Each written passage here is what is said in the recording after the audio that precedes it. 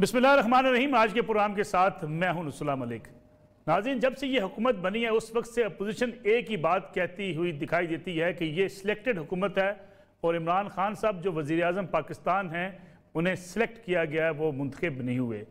जिसके बाद अब हुकूमत भी अपना एक बयानिया मैदान में ले आई और हुकूमत ये कहती है कि जो अपोजिशन के रहनुमा हर वक्त इस्टेब्लिशमेंट के खिलाफ बातें करते हैं वो गेट नंबर 4 के बाहर बैठे रहते हैं और जो बाहर मुखालफत की बातें करते हैं वो अंदर जाकर पांव पकड़ लेते हैं।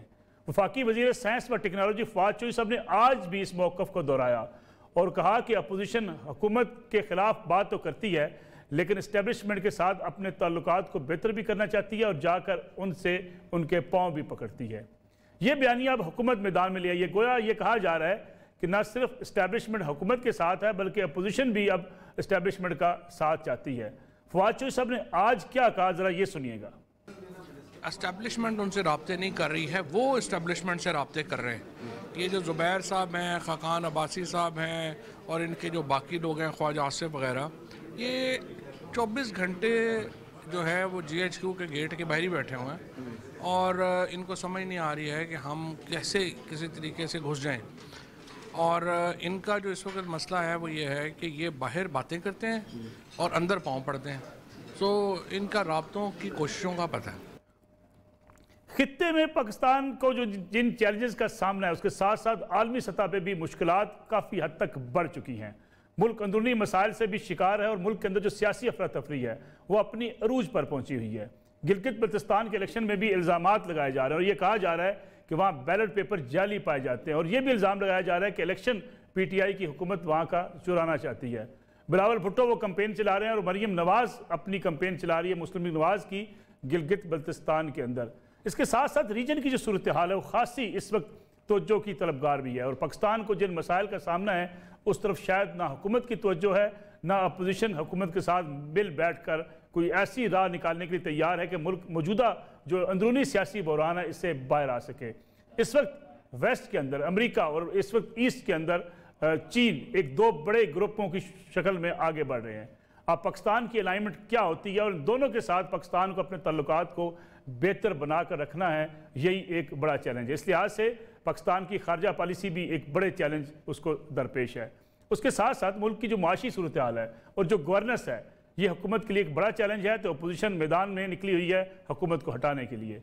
मरीम नवाज़ साहबा का एक इंटरव्यू चला BBC पे, अगरचे BBC ने उस इंटरव्यू के जो मुदरजात थे उसकी जो हेडिंग थी उसको चेंज कर दिया और लेकर ये कहा गया कि मरीम नवाज़ साहबा भी हेल्प मांग रही हैं और चाहती हैं कि इस्टेब्लिशमेंट इस हुकूमत को घर भेजे और उनके साथ आइन में रहते हुए बातचीत हो सकती है।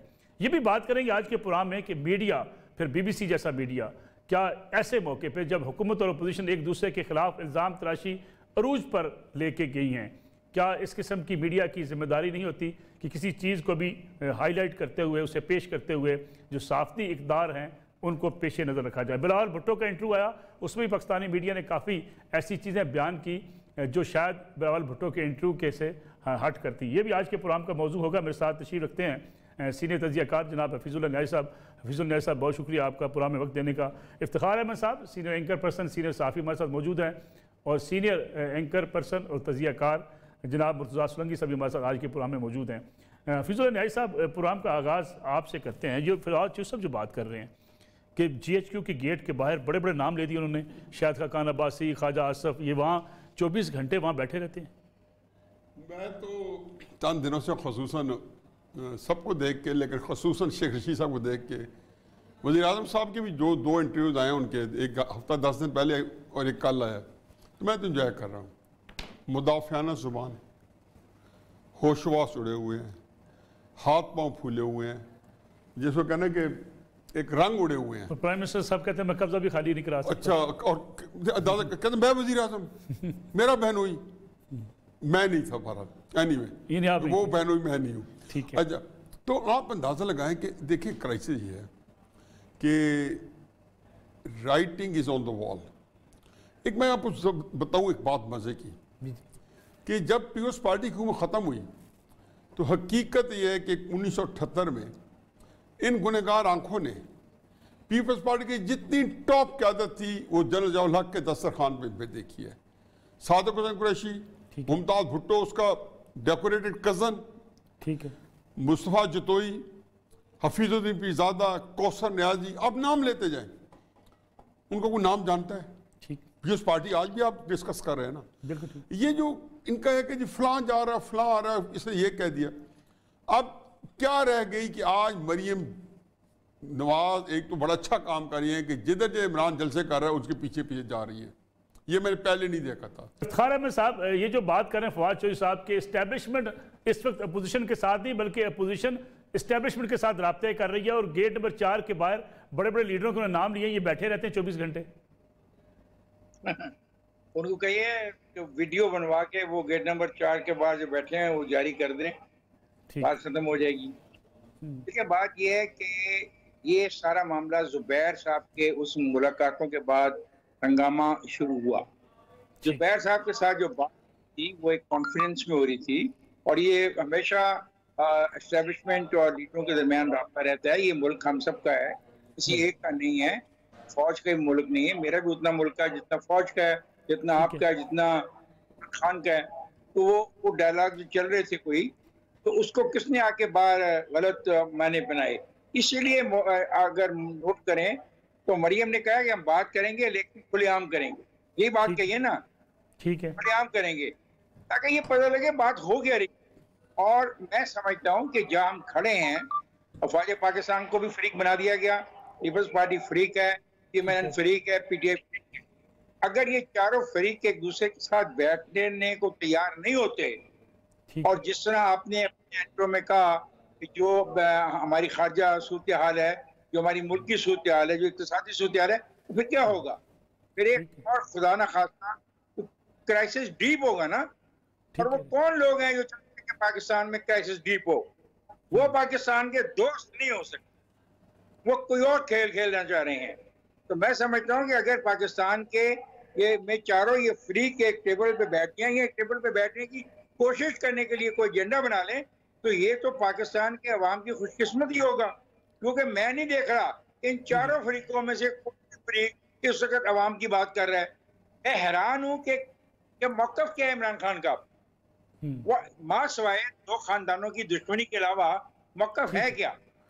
ठीक है, तबाही हो गई है, हर चीज की तबाही है, चीनी, आटा, दाल, सब्जी, नौकरी, बेरोजगारी, हॉस्पिटल, स्कूल्स, फिर कोरोना का covid again attacking us. Where do we stand? ठीक है, मुर्तज़ा सोलंकी साहब, जो खबरें सामने आ रही हैं, कुछ खबरें ऐसी भी हैं कि जब जुबैर साहब भी मिले थे उस वक्त भी डिमांड मुस्लिम लीग नवाज की यही थी कि मुकदमात में रिलीफ मिले और उनको जवाब ये दिया गया जाएं अदालतों में, अदालतों का सामना करें, अदालतों से रिलीफ लें। अब भी जो बात करती है हुकूमत के, अपोजिशन रिलीफ भी चाहती है, NRO चाहती है और इसीलिए मुलाकातें भी चाहती हैं एस्टेब्लिशमेंट के साथ। आपको लगता है कोई ऐसी लचक इस वक्त है अपोजिशन में? देखें, ये तो हुकूमत का मौक़िफ़ है, ये PMLN का मौक़िफ़ नहीं है। ठीक है, जो ISPR के DG का मौक़िफ़ था वो सिर्फ इतना था कि जी वो आए थे, 2 मुलाकातें हुई और उन मुलाकातों में ये इन चीज़ों पर भी गुफ्तगू हुई। ठीक है, उसमें उन्होंने ये नहीं कहा कि उन्होंने कोई NRO मांगा या फला मांगा या डिमका मांगा। ये इल्ज़ाम जो है वो हुकूमत की तरफ से है। लेकिन ये जो आज आपने फवाद चौधरी का क्लिप भी सुनवाया और अचानक जो PTI सरकार के वुज़रा के अंदर जो जमहूरियत ने जो जोश मारा है, इसके पीछे क्या है? ज़रा इस पर तो गौर करें कि शेख रशीद से लेकर तमाम जो वजीर हैं, इमरान खान समेत, वो यही कहते हैं कि हमारी इस्टेब्लिशमेंट जो है वो इस मुल्क की ज़मानत है, जमहूरियत की ज़मानत है, मुल्क की इस्तिकामत की ज़मानत है, सालमियत की ज़मानत है। अगर ऐसा है तो अगर अपोजिशन ने जाकर उनसे मिल लिए या उनके लिए 24 घंटे बैठे हैं बकौल इनके, तो इनको तो खुश होने चाहिए। इसका मतलब तो तेरी सरकार में पहुंचे तो सभी एक हुए। क्या ये समझती होंगे ना फिर शायद हुकूमत के नंबर कम हो जाएंगे, अपोजिशन के नंबर ज्यादा हो जाएंगे?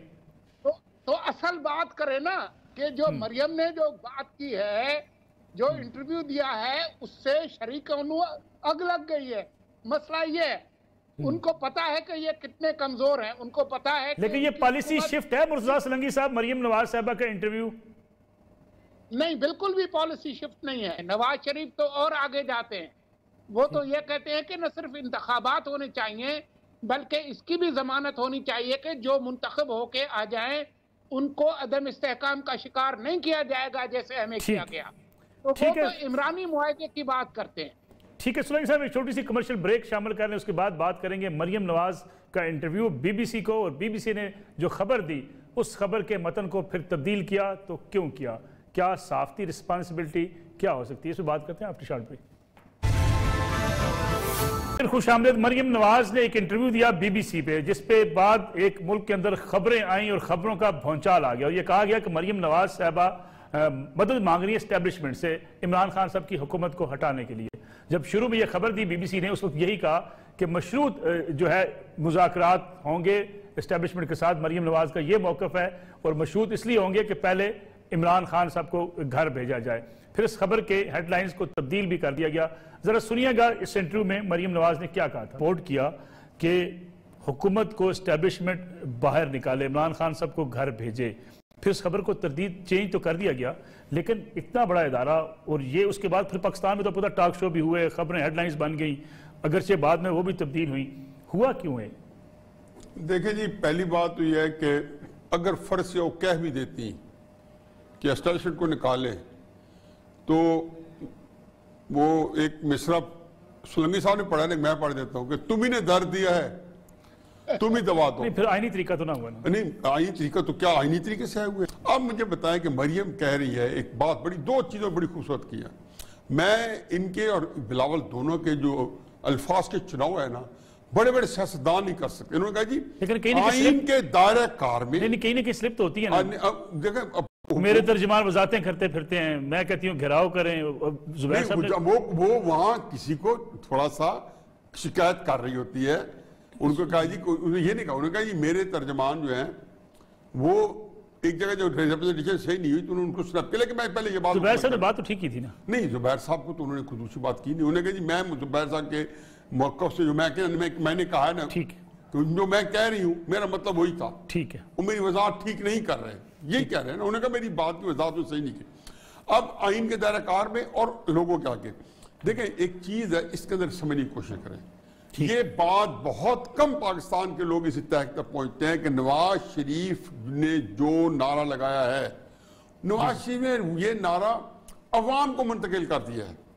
ये नारा जो है, जिसको कहना चाहिए कि वो एक लोगों को, देखो मैं क्या अभी पिछले सेगमेंट में क्या कहा है कि उसने ये नारा हर जगह पे आम किया कि वोट को इज्जत दो। अब वोट को इज्जत किसने देनी है? इमरान खान ने देनी है, उसे पामाल की है।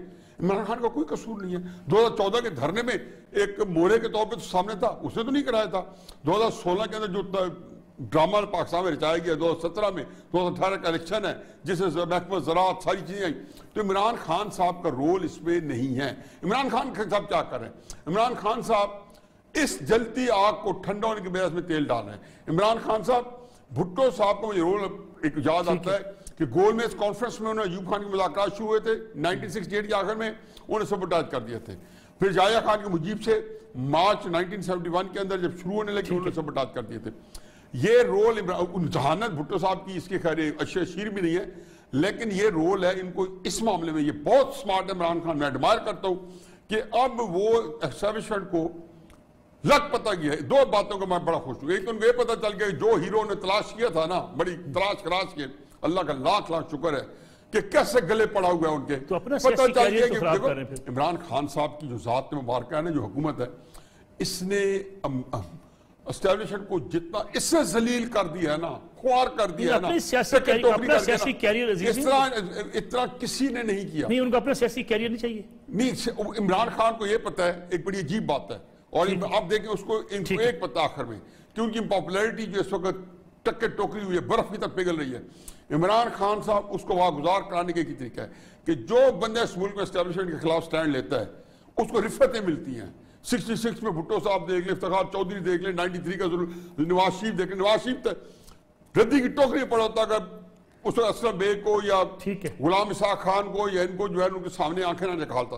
इस वक्त लोग नवाज शरीफ, मरियम ये डायरेक्ट है, और यही लम्हा फैक्ट्री है आपके एस्टेब्लिशमेंट के लिए। और मेरा ख्याल है कि उनके अंदर इतनी अक्ल है कि कोई ग्रैंड जिरगा बनाए, किसी तीसरे फ्री को डालें, जुडिशरी को डालें, किसी को डालें, लेकिन इसका हल जो है ना अब क्रश करके नहीं हो सकता। पाकिस्तान ने उनसे कतर में सिविल वार देखी थी, हमने हसन से देख लिया, हम किसी सिविल वार को मुतहम्मिल नहीं हो सकते। इफ्तिखार अहमद साहब, इमरान खान साहब जल्दी पर तेल फेंक रहे हैं, अपना सियासी कैरियर खराब करेंगे, लेकिन यही सब कहते हैं कि वो एस्टेब्लिशमेंट के लिए भी मुश्किलात पैदा कर सकते हैं। इस पर भी तबसरा कीजिएगा और साथ ये बताइएगा कि बीबीसी ने हेडलाइन जमाई ऐसी, तो जमाई क्यों?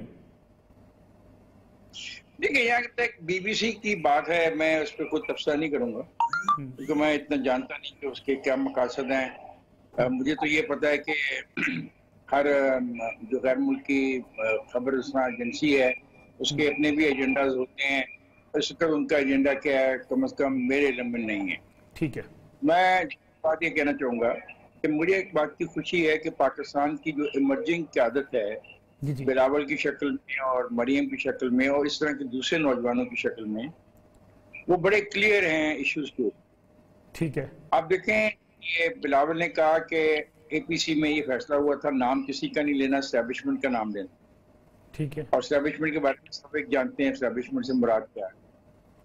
फौरी तौर के ऊपर एक मुलाकात होती है एक होटल के अंदर, जिसकी तस्वीर आती है तमाम अखबारात में, और उस मुलाकात के फौरन बाद जो इंटरव्यू दिया जाता है उसमें उन्होंने कहा कि फौज से हम बात करने को तैयार हैं। और ये कहा गया हो उस फौज से बात करने को तैयार हैं, वो फौज तो इसके बारे में ये कहते हैं, ये फौज के बारे में ये कहते हैं, फौज के बारे में ये कहते हैं। ये है असल में कोशिश पीटीआई के दोस्तों की कि फौज को बाकी सियासी पार्टियों के साथ लड़ा दिया जाए। ठीक है, इसी में उनकी बका है। अगर फौज का अदारा ये बात को समझ रहा है या समझ जाएगा या समझने में वक्त लेगा, इसी में पाकिस्तान की फ्यूचर है। देखें, फौज एक ऐसा अदारा है पाकिस्तान का जिसको आप इग्नोर नहीं कर सकते और कॉन्स्टिट्यूशन में उसका दस्तखत भी है। बिल्कुल ठीक है। इमरान खान कामयाब रहता है फौज और अपोजिशन के दरमियान मजीद इख्तिलाफात को जन्म दिलवाने में या बदगुमान। देखना, आज से 2 हफ्ते पहले क्या कहा गया ये कि नवाज शरीफ इंडिया का एजेंट है, इंडिया की लाइनों कर रहा है, मोदी का एजेंट है। ये कहा गया ना। आप सबके टेलीविजन में बेहतरीन दुनिया के जो मशहूर तरीन एंकर हैं वो ये कह रहे थे ना, लाखों रुपया लेने वाले एंकर, ये कह रहे थे ना। वो सब बयानी मरियम की और उसकी बिलावल की एक मुलाकात के बाद जो सूरत पैदा हुई है वो उनकी समझ में नहीं है बारी, क्या करें वो। और मेरी भी गुजारिश आप कि मैं एक पाकिस्तानी के तौर पर समझता हूँ कि इन चारों अदारों के दरमियान जो इख्तिलाफ राय पैदा हुआ है इसको रिजॉल्व होना चाहिए। इसमें किसी की सुख नहीं है, इसमें किसी को तमगा नहीं मिल जाना किसने किसको बढ़ के गिरबान से पकड़ा। नहीं जनाब, जो होना था वो हो चुका। हमने सबका रोल देख लिया। 2.25 साल में जो आवाम को मिला वो भी आवाम ने देख लिया। हमें 2.25 साल में तो महंगाई खत्म होगी, इंसान की इज्जत होगी, यहाँ पे रिफॉर्म जाएंगी, लोगों को रिस्पेक्ट दी जाएगी, अदारों को रिस्पेक्ट दी जाएगी, तब्दीलियों का अमल शुरू होगा। कुछ भी नहीं हुआ। खुद महसूस किया ने कि हालात इस हद तक खराब हैं, प्राइम मिनिस्टर के कहने के बावजूद लोगों को इंसाफ नहीं मिलता। लोगों की जमीनों पे अगर लोग कब्जा करते हैं तो प्राइम मिनिस्टर कहने के बावजूद वो कब्जा नहीं छुटता। आखिर प्राइम मिनिस्टर को इंतहा पे जाना पड़ता है। अगर प्राइम मिनिस्टर को इस मुल्क में इंतहा पे जाना पड़ रहा है 2 साल की हुकूमत के बाद, तो मेरा सवाल है जो हजारों लोगों के कब्जे हैं वो कौन छुड़ाएगा? वो जो हजारों लोगों के कब्जे हैं उनका प्राइम मिनिस्टर नहीं है। और उन्होंने कहा कि कत्ल की फौरन इंक्वायरी हो गई। तो इस दौरान 2.25 साल में जो कत्ल हुए उनमें कितनों की इनको गिरफ्तारियां होगी, कितनी इंक्वायरी शुरू होगी और कितनी इंक्वायरियां मुकम्मल होगी, ये वो सवालात हैं। ठीक है, रहेंगे जी ठीक है, जन्म लेंगे तो बेहतर है कि हालात में खराब किए जाएं और आराम से बैठ के पूरी सूरत का असर नौ जायजा लिया जाए। ठीक है, इमरान खान साहब की मजलूमियत को भी डिस्कस करते हैं। मुर्तज़ा सुलंगी साहब, ये जो बात करें इफ्तिखार अहमद साहब के एस्टेब्लिशमेंट को और अपोजिशन को हुकूमत लड़ाना चाहती है, लेकिन हमने देखा कि यार सादिक साहब का मसला जब सामने आया, उनकी स्टेटमेंट सामने आई, उसके बाद हुकूमत ने या हुकूमती जो लोग थे उन्होंने बैनर्स आवेजा किए पूरे मुल्क के अंदर, गद्दार यार सादिक लेकिन एस्टेब्लिशमेंट ने उस पर इतराज तो जरूर किया, लेकिन किसी संगीन एक्शन की तरफ नहीं गई एस्टेब्लिशमेंट। देखिए, एक प्रेस कॉन्फ्रेंस तो आई थी DGI-SPR की, और वो लगता ऐसा है कि एक फौरी रद्द अमल था सूरत हाल को समझे बगैर, लेकिन उसके बाद फिर खामोशी हो गई, क्योंकि जिन लोगों ने भी उनकी गुफ्तगू को गौर से सुना और जो उनकी वजाहत आई तो वो काफ़ी अहम थी। लेकिन इमरान सरकार ने खुद भी, इमरान खान ने और उनके वज़रा ने इसको बहुत हवा दी, और एक तरह से इस मामले पर कि अयाज सादिक ने जो कुछ कहा वो आर्मी चीफ से मुतालिक था, उसमें इमरान खान सरकार और भारतीय मीडिया वो एक ही सफ़े पे थे।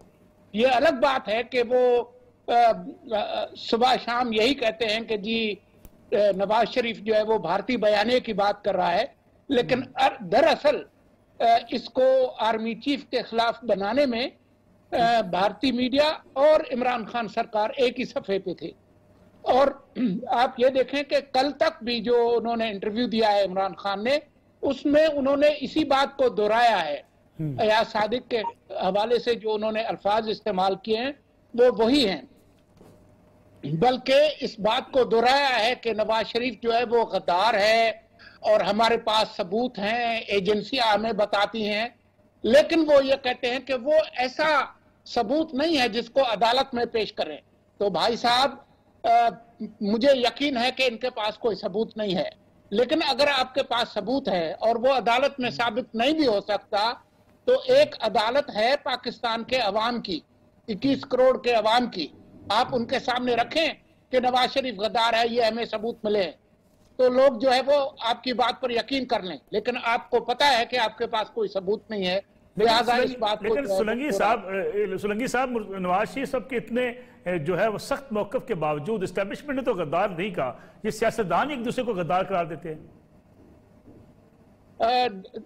जाहिर है जो इमरान सरकार है उसकी इंश्योरेंस पॉलिसी ये है, क्योंकि उनकी कोई कारकर्दगी तो है नहीं, मईशत का जो हाल किया है वो आपके सामने है, जो गवर्नेंस का हाल है वो आपके सामने है, पार्लियामान की कारकर्दगी आपके सामने है। तो उनकी वाहिद जो इस तोते की जो रूह है वो इसी में है कि एस्टेब्लिशमेंट और अपोजिशन आपस में लड़ते रहें। ये अगर एक दूसरे को कमजोर करेंगे तो किसी तरह से हमारी जो दिहाड़ी है वो लग जाएगी। ठीक है मुर्तज़ा सुलंगी साहब, एक और कमर्शियल ब्रेक शामिल करते हैं प्रोग्राम में, उसके बाद बात करेंगे इमरान खान साहब जो कहते हैं कि मैं कब्जा भी नहीं छुड़वा सकता और मुझे IG तब्दील करना पड़ता। अगर वजीर आजम इतने कमजोर हैं और वजीर आजम इतने बेख्तियार हैं तो फिर बाकी लोग बेचारे किस हाल में होंगे, इस पर बात करते हैं आफ्टर शॉर्ट ब्रेक। हफीजुल न्याई साहब, वजीर आजम पाकिस्तान बेख्तियार, वो कहते हैं ना, हुए तुम दोस्त जिसके उसका दुश्मन आसमां क्यों। दो तीन बातें हैं, एक चीज नहीं, इसमें बड़ी फनी स्टोरी है। पहली बात तो यह है कि ये जमीन जो कुछ भी थी, ये मैंने जो मुझे आज पता चला स्टोरी, क्योंकि पूरे मुल्क के अंदर ये स्टोरी है कि ये तो बता दें। स्टोरी ये मैंने सारा, मुझे इनफैक्ट कुछ पता नहीं था, टू वेरी फ्रैंक। पहले जब ये वाकया हुआ था, जब ये मर्डर हुआ था, तो कुछ आए थे, लोगों ने मुझसे पूछा, लेकिन मैंने इतनी तवज्जो नहीं, मैंने कहा होगा वाकया, पता नहीं कहाँ होगा, इमरान का रिश्तेदार होगा, मुझे नहीं पता था कि इनका अपना बहनोई इन्वॉल्व है। बहरहाल एनीवे, अब स्टोरी ये है कि उनके बहनोई के वालिद का कोई प्लॉट था PIA सोसाइटी में, उनके वालिद को PIA में काम करते रहे होंगे लाहौर में। अब वहाँ पे किसी याकूब खोखर की जमीन थी जो कि PIA ने एक्वायर की, और उन्होंने कहा था PIA सोसाइटी, उन्होंने कहा जी हम आपको प्लॉट्स देंगे। वो प्लॉट खैर ना दिए, उनका ये है, उन्होंने कोर्ट से स्टे लिया हुआ है। पहली बात जो पुलिस केस है नहीं, ये अदालत का स्टे उसके पास मौजूद है, आज भी सोसाइटी के दफ्तर मौजूद है चुनाच। अच्छा, दूसरी बात, प्लॉट पे पुलिस ने जबरदस्ती उस पर रेड करके फरवरी के अंदर 2020 इसको खाली करा लिया। ये प्लॉट का नंबर जो भी था, इसके एडजेसेंट प्लॉट का जो नंबर था, वो बंदा जो था खाली करा के दे दिया। उस वक्त जुल्फकार हमीद साहब CCP होते और IG जो थे शायद ये भी नाम, ये वाले IG थे। चुनाचे वो ग्रीवेंस से इमरान खान ने झूठ बोला है, और मैं हैरान होता हूँ कि वजीर आजम होके उनके पास इन्फॉर्मेशन नहीं, झूठ से मना दिया कि उनको इन्फॉर्मेशन ही गलत दी गई है। ये हुआ ये कि उस प्लॉट के बाद वो प्लॉट कोर्ट का स्टे है, याकूब के पास, पुलिस को इस्तेमाल तो वज़ीर आज़म नहीं कर सकते, और वज़ीर आज़म नहीं कर सकते, उसने किया है। और आज वो क्या कह रहे हैं कि वज़ीर आज़म, यानी उसने ये नहीं कहा, उसने कहा वज़ीर आज़म का बहनोई और वज़ीर आला पंजाब के अंदर ये काम हो रहा है, यानी कि उसने बेबस ये पंजाब हुकूमत की नाअहली बताई कि बेबस है, जहां पे उनका ख्याल है कि वो बेबस है। वहां फिर उसका ये हुआ कि ये कुछ जिस दिन सीसीपी ने टेक ओवर किया, तीसरे चौथे दिन 7 वाले प्लॉट वाले का मर्डर हो गया, और वो बेचारा कहता था कि मुझे ये धमकियां देते थे खोकर, इसका प्लॉट तो उन्होंने कब्जे में ले लिया, मुझे ये नहीं पता उसने लिया या नहीं लिया, पुलिस उनका कब्जा लेके उसमें हो सकता है खोकरों को, वो उसमें याकूब खोकर के जिम्मे यह है कि उससे उस बेचारे जो यूसुफ था उसको मर्डर कर दिया। यूसुफ को यह मर्डर किया। अब ये केस सारा ये है, अब उसमें वो उसके बेटे पकड़े गए हैं, और याकूब जो खोकर है वो जो है ना भागा फेरा प्रोक्लेम ऑफेंडर है। ये सारा केस है। इसमें उन्होंने कहा कि पहले कहा आईजी को मैं तब्दील किया, तो आईजी को तो अभी आईजी ने तो आपको प्लॉट लेके दिया है गैर कानूनी तौर पे, जो कि उसका स्टे था, और वो अफजार है जो बेचारे शरीफ आदमी मेरे जो हमजुल्फ हैं, उनका ये होगा कि जी वज़ीर आज़म है और हमें अब अदालतों का कोई तो लोग ये समझते हैं कि शायद अदालतों से ज्यादा ये पुलिस जो सब कुछ कर सकती है। तो जो हाई हैंडेडनेस के साथ उन्होंने प्लॉट कब्जे में किया, और लेकिन वज़ीर आज़म ने के पास वज़ीर आज़म वो हमेशा कहते हैं मुझे बात का पता नहीं है, मुझे तो पता ये भी नहीं पता वज़ीर आज़म हूँ, तो अगेन उनको वाकया का पूरा नहीं पता, और उसके अंदर जो कुछ हो चुका है उसमें मर्डर भी हो चुका है, और प्लॉट का कब्जा उनको दिला दिया गया था फरवरी 2020 में, और ये आईजी का तबादला में 1.5-2 महीने पहले की बात है, 3 महीने पहले की बात। ठीक हो गया। इफ्तिखार अहमद साहब कहानी तो सामने आ गई। न्याय साहब कहते हैं कि ये तो एक अदालत से स्टे था उस प्लॉट के ऊपर, फिर वजीर आजम पुलिस को कहते रहे कि प्लॉट खाली करवा दें, ये तो मुदाखलत है पुलिस के अंदर भी और फिर कानून की भी वायलेशन है। क्या कहना, मुझसे आप क्या कहलवाना चाहते हैं? जो आपका दिल करता है कह दे। मैं प्राइम मिनिस्टर साहब से कहूंगा कि नियाजी साहब ने जिन ख्यालात का इजहार अभी किया है इसकी इंक्वायरी कराएं। अगर न्याजी साहब के खिलाफ इंक्वायरी कराएं, हाँ, इन्होंने जो बयान दिया है इसकी देखें, बहुत बड़ा बयान दिया है। इन्होंने ये कहा है कि ये क्या एक अदालती नौयत का था, फिर पुलिस ने कब्जा दिलवाया, उस कब्जे के बाद किसी और वजह से कोई शख्स मर्डर हो गया, उस मर्डर की गिरफ्तारी हुई। ये 4 पॉइंट्स उन्होंने रेज किए हैं जो हाल के नहीं है, माजी के। मैं जनवरी फरवरी को माजी समझता हूँ, हम आज बैठे हुए नवंबर में। अगर प्राइम मिनिस्टर साहब का हवाला ये है इस तब्दीली का, तो फिर प्राइम मिनिस्टर साहब को सारे जो फैक्ट्स एंड फिगर हैं इनको चेक करना चाहिए और रीचेक करना चाहिए। ठीक है। दूसरा एंकर सवाल और भी किया था, एंकर का सवाल था कि वज़ीर आला पंजाब के हवाले से कि उनके रिश्तेदार ठेकेदारी का काम करते हैं, ठेके ले रहे हैं, नौकरियां ले रहे हैं, इस तरह का सवाल किया। तो प्राइम मिनिस्टर ने उसका जो जवाब दिया वो, फिर अगर प्राइम मिनिस्टर का वो जवाब दुरुस्त है कि वो गरीब लोग हैं, इलेक्शन में लड़ा जाता है, इलेक्शन के बाद लोगों की तवक्को होती है नौकरियां मिले, तो फिर नवाज शरीफ पर क्या इल्जाम है? अब फिर आसिफ जरदारी पे क्या इल्जाम? फिर पाकिस्तान के साबिक तमाम हुक्मरान सियासी जो लीडर्स हैं उन पे क्या है कि वो नौकरियां दिलवाते थे ना। अब बहस ये है कि क्या वो नौकरियां पैसे दे के दिलवाते थे या पैसे दे के नहीं दिलवाते थे, ये एक डिबेट है ना। ठीक है, हो सकती है, लेकिन ये बात तो एस्टैब्लिश होगी प्राइम मिनिस्टर पाकिस्तान से, जो उनका वो एक गरीब इलाके से तरफ रखता है प्राइम चीफ मिनिस्टर, तो वो नौकरियां को बुरी बात नहीं है उन नजदीक। तो भाई सवाए लाहौर के इलाके के बाकी तमाम इलाके गरीब हैं, और तमाम इलाकों के एमएनए और मिनिस्टर्स अगर अपने वर्कर्स को नौकरियां दिलवाते हैं तो ये एस्टैब्लिश हो गया कि वो कोई जुर्म नहीं है, कोई गलत नहीं है।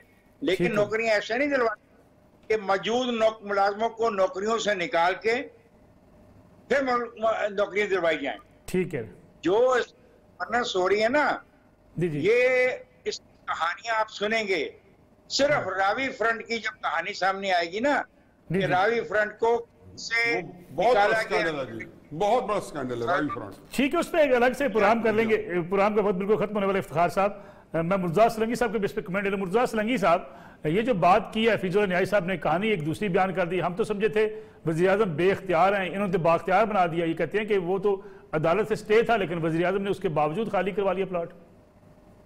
वजीर आजम ने कल अपने इंटरव्यू में खुद तस्लीम किया है कि पंजाब में जो कुछ होता है वो उनकी मर्जी से होता है, उनकी मर्जी के बगैर कुछ नहीं होता। तो अमलन वो कह रहे हैं कि वो वजीर आजम के साथ वजीर आला पंजाब भी हैं। और जिस तरीके से उन्होंने खुद तस्लीम किया कि उन्होंने पुलिस को इस्तेमाल किया, और जो न्याजी साहब ने बताया, ये तो सीधा सीधा अख्तियारात का गलत और गैर आईनी इस्तेमाल है। तो अब बात यह है कि अगर आप अतीका ओढो को शराब की 2 बोतलों पे सुओ मोटो लेते हैं तो हमारी अदालतें इस पर सुओ मोटो लेना, इसकी तहकीकात हो। चलो ये एक वजीर महीने से आजम की तहकीकात, आईजी पे भी ले ले, वजीर आईजी का गवाह पे भी ले ले। आजम अपने केस में जज नहीं हो सकते, ठीक ये है। काम अदालतों का है। ये जो उन्होंने पहले उनको मुसद्दिका, सादिक और अमीन करार दिया था, तो इसमें पता चल जाएगा कि वो सादिक अमीन है या नहीं है। और अगर वो नहीं है तो अगर यूसुफ रजा गिलानी साहब घर जा सकते हैं तो ये क्यों कैसे रह सकते हैं। और जो बात बताई है इन्होंने इफ्तिखार साहब ने, ये तो सीधा सीधी करप्शन है जो कर रहे हैं वज़ीर आला पंजाब। अगर ये बात दुरुस्त है जो खुद उन्होंने बताया, तो फिर यूसुफ रजा गिलानी का क्या कसूर था, उन्होंने किस खाते में जो है वो जेल काटी। ठीक है मुज़्ज़र असलंगी साहब, thank you very much for your time. Iftikhar साहब, आप प्रोग्राम में तशरीफ लाए, आपका बहुत शुक्रिया। न्याज़ साहब, आप तशरीफ लाए, बल्कि तशरीफ लाने के बाद आप एक नई बहस छेड़ गए कि वज़ीर आज़म बेख्तियार नहीं बाख्तियार हैं, बल्कि बाख्तियार भी इतने कि पुलिस का इस्तेमाल भी वो गैर कानूनी तौर पर। इफ्तिखार साहब ने कहा इसकी तहकीकात कीजिए, आपको भी शामिल को आगे लगाया हुआ है। Thank you very much Niyaz साहब। नाज़रीन, आज का प्रोग्राम था, इंशाल्लाह कल आपसे फिर मुलाकात होगी। इजाज़त दीजिए, अल्लाह हाफ़िज़।